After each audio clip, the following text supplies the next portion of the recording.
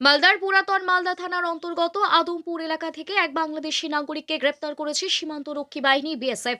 বৃহস্পতিবার রাতে আনুমানিক 10টা নাগাদ সন্দেহজনক গতিবিধির ভিত্তিতে ওই যুবককে আটক করা হয়। প্রাথমিক জিজ্ঞাসাবাদের পর ধৃতের পরিচয় নিশ্চিত হয়। ধৃত যুবকের নাম কাউসার আলী, বয়স 24 বছর। তিনি বাংলাদেশের চাঁপাইর বাবগঞ্জ জেলার কাইমপুর থানার বেগপুর এলাকার বাসিন্দা বলে জানা গেছে। বিএসএফ সূত্রে খবর, তল্লাশি চালিয়ে ধৃতের কাছ থেকে একটি মোবাইল ফোন উদ্ধার করা হয়েছে। ওই মোবাইল ফোনে একটি ভারতীয় সিম কার্ড এবং একটি বাংলাদেশি সিম কার্ড ব্যবহার করা হচ্ছিল।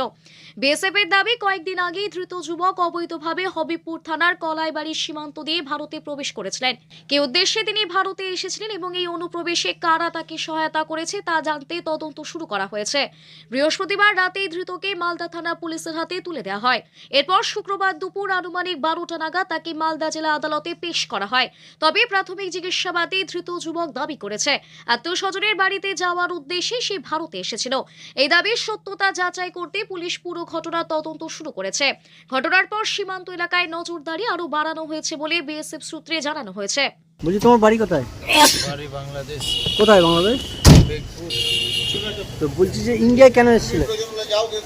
ইন্ডিয়া আমার একজন নিয়ে এসেছিল। হ্যাঁ? একজন নিয়ে এসেছিল। কে? হ্যাঁ? কোথাকার সে? আমাদের ওখানকার। ও কোথায়? কতদিন আগে এসছে?